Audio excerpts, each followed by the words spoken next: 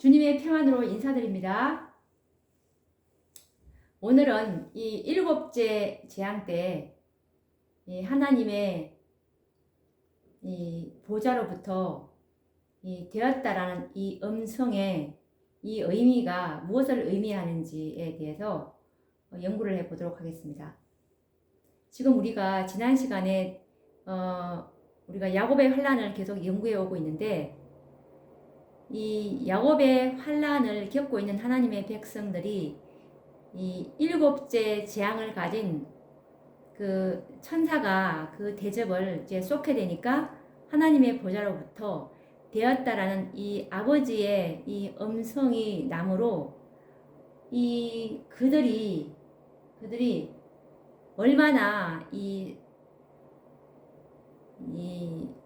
승리감과 그리고 안도감을 이제 느끼게 되는데, 이것에 관련된 이 말씀, 이런 것들을 우리가 좀 차근차근 또 구체적으로 연구해 보도록 하겠습니다. 우선 요한계시록 16장 17절 말씀으로 시작을 해 보도록 하겠습니다. 일곱째가 그 대접을 쏟음에 큰 음성이 성전에서 보좌로부터 나서 가로되 되었다 하니라는 이 말씀이 있습니다. 이 말씀을 보면 이제 일곱째 재앙을 가진 이 그 천사가 이제 그 재앙을 쏟으니까 하늘 성전 이 지성소에 있는 아버지 하나님의 보좌로부터 이제 되었다라는 이 음성이 이제 발하해지게 된다는 그 말씀인데, 이때 이 하나님의 백성들은 육체적인 고통과 이제 죄로 인한 이 정신적인 고통 속에서 이들은 하나님의 말씀을 붙들고 지금 실험을 하고 해오고 있습니다. 그래서 자신들의 무가치함을 절실히 느끼며 하나님의 자비하심을 간구하고 있는데요. 그런데 왜 이들을 하나님께서는 속히 구원하지 아니하시고 이들에게 왜 이처럼 가혹한 시험을 허락하시는지 우리가 이거 온전히 깨달아야 할 것입니다. 이미 하나님의 백성들은 이 살아계신 하나님의 인침으로 14만 4천인 안에 계수되어서 이미 그들은 구원을 받았습니다. 그런데 왜 이 야곱의 환란을 허락하셔서 이미 구원받은 백성들이 왜 또 이런 고통을 왜 또 겪어야 하는지, 왜 하나님께서는 이런 것들을 허락하시는지 우리가 이것도 알아봐야 되겠죠. 그럼 그것을 알아보기 이전에 우선 이 야곱의 환란을 겪고 있는 하나님의 백성들의 이 상태를 앞으로 우리가 겪게 될 것인데요. 앞으로 우리가 겪을 이 상황을 말씀을 통해서 선지자께서 계시 가운데 보여주시는데요. 한번 앞으로 이루어질 그 상황이지만 한번 그 계시 속으로 들어가 보도록 하겠습니다. 각 시대의 대쟁투 630페이지에 보시면 그들은 밤낮으로 하나님께 구원을 호소한다. 악한 자들은 기뻐 날뛰며 조롱한다. 이제 너희의 믿음이 어디 있느냐? 너희가 진정으로 하나님의 백성이라면 어찌하여 하나님께서 너희를 우리 손에서 건져내지 않으시느냐? 그러나 구원을 기다리는 자들은 예수님께서 갈바리의 십자가에서 돌아가실 때 제사장들과 장로들이 조롱하며 외치던 말, 저가 남은 구원하였으되 자기는 구원할 수 없도다. 저가 이스라엘의 왕이로다. 지금 십자가에서 내려올지어다. 그러면 우리가 믿겠노라. 마태복음 27장 42절이라고 하던 말을 기억한다. 야곱과 같이 모든 사람은 하나님과 씨름을 계속한다. 그들의 얼굴에는 그들의 마음속에 있는 고민이 나타난다. 모든 사람의 얼굴은 창백해진다. 그러나 그들은 열렬한 간구를 그치지 않는다. 지금 이 말씀을 자세히 보자면 이제 하나님의 백성들은 야곱의 환난 때 밤낮으로 하나님께 구원을 호소하는데요. 그런데 악인들은 정말 기뻐 날뛰면서 계속 조롱을 하고 있습니다. 너희 믿음이 어디 있느냐? 너희가 진정으로 하나님의 백성이라면 왜 하나님께서 너희를 우리 손에서 구원하지 않느냐? 이렇게 계속 조롱을 하고 있는데 이것은 마치 예수님께서 이제 갈바리의 십자가에서 달려서 돌아가실 때 제사장과 장로들이 조롱하면서 계속 외치던 그때의 상황인데요. 그때 이 제사장과 장로들도 예수님을 향해서 저가 남은 구원하였으되 자기는 구원할 수 없도다. 저가 이스라엘의 왕이로다. 지금 십자가에서 내려올지어다. 그러면 우리가 믿겠노라. 라고 이 말을 하지 않았습니까? 이런 것처럼 이 악인들이 계속 이렇게 조롱을 하고 있는데요. 그런데 하나님의 백성들은 야곱과 같이 정말 한 사람도 빠짐없이 모든 사람이 하나님과 씨름을 계속하고 있습니다. 그런데 그들의 얼굴에는 마음속에 있는 고민이 얼굴에 나타나게 되는데 모든 사람의 얼굴이 창백해지는 모습을 계시 가운데 보는데요. 그들의 고민이 얼마나 혹독한지를 우리가 추측해 볼 수가 있을 것 같습니다. 그런데 그들은 믿음을 놓치지 않고 열렬한 간구를 그치지 않는 모습입니다. 그런데 왜 하나님은 이런 야곱의 환난을 이 14만 4천인들에게 허락을 하시는지 이거 우리가 말씀을 통해서 또 증거를 해보도록 하겠습니다.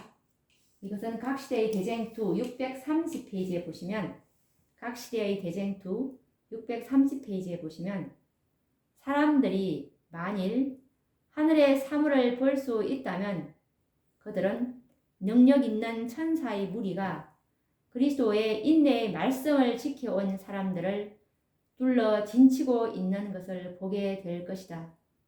천사들은 부드러운 동정심으로 그들의 고통을 바라보고 그들의 기도를 들었다.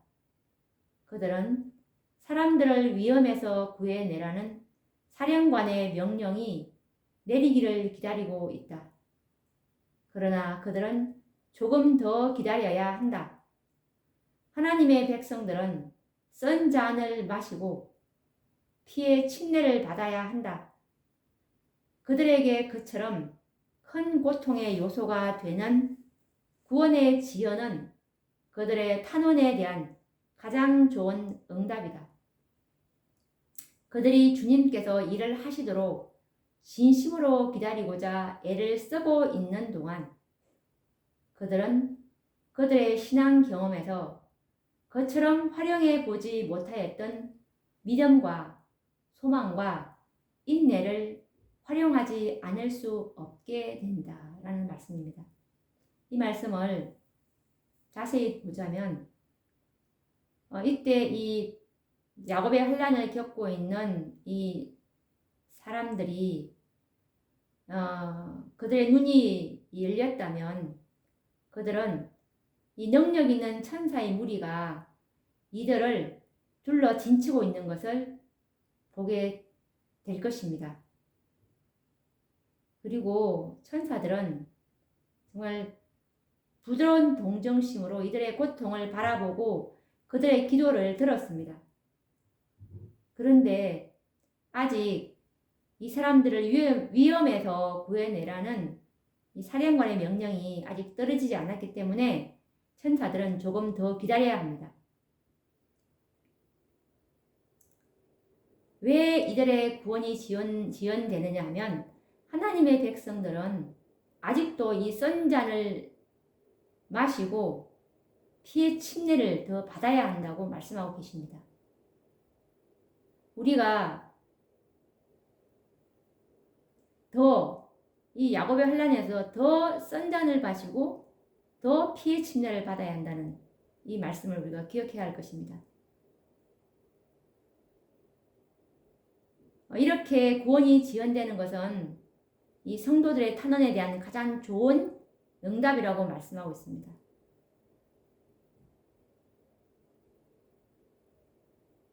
이 성도들이 주님께서 일을 하시도록 진심으로 기다리고자 애를 쓰고 있는 동안에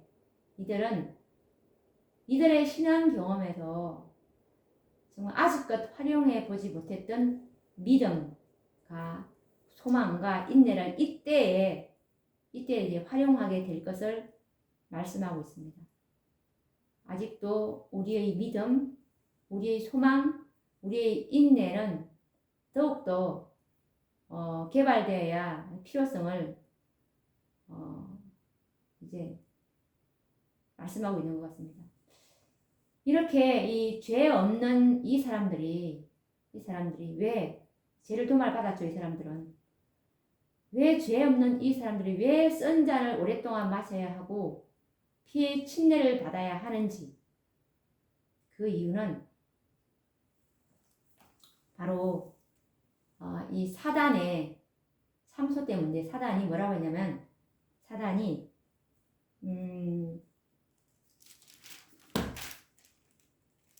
각 시대의 소망 761페이지에 보시면, 대쟁투의 초기에 사탄은 하나님의 율법은 순종할 수 없으며 공의가 자비와 조화되지 않으므로 율법을 파기하지 않고는 죄인이 용서받을 수가 없다고 선언했다.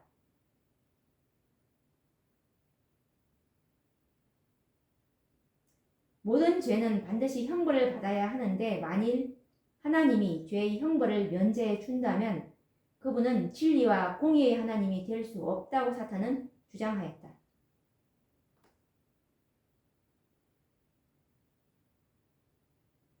사람은 율법에 순종할 수 없으므로 용서받을 수 없음이 입증되었다고 그는 선언하였다.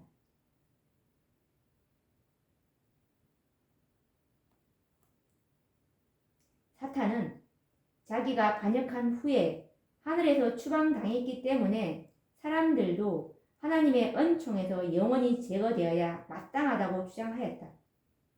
그는 하나님께서 아직도 죄인들에게 은혜를 나타내고 계시므로 그분은 공의로우실 수 없다고 주장하였다.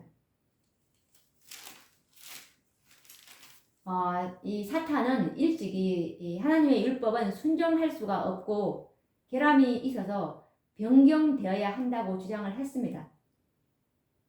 그래서 이제 하나님께서는 이 지성소의 중보를 통해서 죄를 도말받는 한 백성, 그 입에 거짓말이 없고 흠이 없는 이 14만 4천을 준비를 시켜서 그리스도의 중보와 성령의 도우심이 없는 이 야곱의 환란에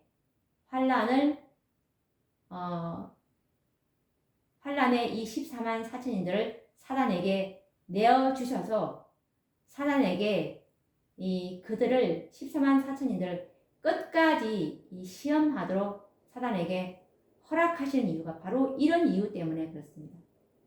그래서 사단은 이제 자신의 모든 지혜와 수단을 다해서 이들을 시험하게 됩니다. 사단은 이들을 14만 4천인들을 육체적으로, 정신적으로 그가 할 수 있는 일이라면 모든 방법을 동원해서 이들을 범죄케 하려 할 것이지만, 사단은 이들의 믿음의 손을 하나님께로부터 떼게 하지는 못할 것입니다. 이것은 마치 예수 그리스도께서 십자가에서 운명하시기 전까지 사단은 온갖 수단과 방법으로 그분을 실족하게 하려고 했지만 실패함으로 결국에는 이제 그분의 생명마저 이제 빼앗은 것처럼 마지막 환난의 때에도 하나님의 백성들에게 그렇게 할 것입니다.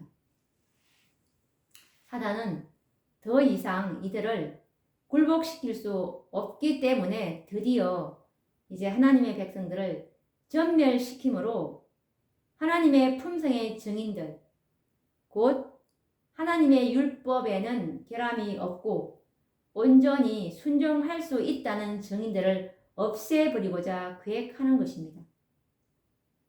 하나님 하룻밤 사이에 전격적인 일격으로 처부수어 버릴 계획을 세우고 죽이고자 할 이때에 이제 하나님께서는 하늘 보좌에서 우리와 같은 음성으로 되었다라고 이 요한계시록 16장 17절 말씀처럼 큰 음성이 성전에서 보좌로부터 나서 가로되 되었다 하니라는 이 7제가 그 대접을 쏟을 때 이제 그 음성을 선언하시는 것입니다. 사단이 의로운 백성들을 죽이고자 하는 것은 이들을 더 이상 이제 유혹하거나 넘어뜨릴 수 없다는 뚜렷한 증거가 되는 것입니다. 하나님의 도우심이 전혀 없는 가운데서 뿐만 아니라 그 무서운 환난과 고통 속에서 썩을 육체를 가진 인간들이 하나님의 거룩한 율법을 지킬 수 있었기 때문에 이제야말로 이제 하나님의 율법은 완전하고 결함이 없는 율법이라는 사실이 증명이 되는 것입니다. 이제 사단의 기만은 완전히 폭로되었습니다.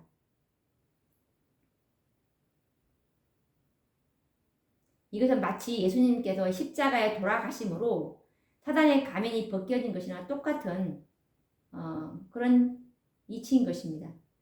그래서 6,000년 동안에 이 땅에서 이제 전개된 율법 전쟁은 14만 4천인들의 승리로 말미암아 이제 끝을 맺게 된 것입니다. 이 얼마나 오랫동안 바라고 기다려왔던 승리의 장면입니까? 이때 하늘에서는 기쁨의 함성이 울려 퍼졌을 것입니다. 되었다라고 말할 때. 그런데 아직도 이 되었다라고 했지만 아직도 이때까지도 사단의 분노는 7장 지금 초기인데요. 아직도 하나님의 백성들에게는 이게 정말 희망적인 음성이지만 이들은 이제 이 되었다라는 이 음성으로 이제 7째 재앙에서 이제 그 아버지 하나님께서 그 다음에 하실 그 사건들 이들은 다 알고 있지 않습니까? 예언적인 사건의 순서를 다 알기 때문에 이제 얼마 남지 않았다는 것을 이들은 압니다. 이 되었다라는 이 음성을 발할 때 7째 재앙 때 있을 사건이고 이제 드디어 아버지 하나님께서 이제 특별부활과 함께 이제 이 죽은 14만 4천들이 일어나게 될 것이고 그리고 또 이 땅에는 이제 완전히 14만 4천이 이제 다 연합이 되어 있고 죽었던 14만 4천인들이 이제 부활하게 되고 이 살아있는 이 14만 4천인들과 이제 같이 완전히 연합되어서 이 지구상에 이제 14만 4천인들은 완전히 이제 살아있는 이 한 연합체가 되는 것이죠. 지구상에 어디에 있는지 모르지만 이 지구상에는 14만 4천인들이 이제 이 땅에 있는 상태입니다. 그런 상태에서 또 아버지 하나님께서 아버지 하나님의 음성으로 예수님의 재림의 날과 시간을 또 이때 이제 말해주게 되는 것이죠. 특별부활한 다음 그 사건에 이런 거를 이제 이 14만 4천인들은 7째 재앙을 쏟을 때 이 되었다라는 이 아버지 하나님의 음성으로서 이제 얼마 남지 않았구나. 이런 사건이 있기 때문에 얼마 남지 않아서 이제 예수님의 재림이 있을 것을 알기에 이들은 희망을 가지고 이제 조금만 더 이제 기다리면 이제 완전한 구원을 보게 되지 않습니까? 이제 불멸의 몸으로 이제 완전히 몸의 구속을 받음으로 이제 하늘에 들림 받아서 갈 거니까 이때 되었다라는 7째 재앙을 쏟음으로 7째 재앙 초기에 지금 이게 이 희망적인 음성이 있었지만 그런데 아직도 이 땅에서는 이때에는 아직도 이때에는 일곱째 재앙으로 다 끝난 게 아닙니다. 이 땅에는 사단의 분노가 아직 끝나지 않았습니다. 그리고 아직도 특별부활이 또 되지도 않았기 때문에 지금 이 상황이 지금 이런 상황에 놓여 있는 것입니다. 자, 그러면 이 오늘 이 되었다라는 이 아버지 하나님의 선고에 대해서 우리가 연구를 했는데, 다음 시간에는 이어질 사건 특별부활에 대해서 좀 더 자세히 연구를 해 보도록 하겠습니다. 그럼 다음 시간에 뵙도록 하겠습니다. 감사합니다.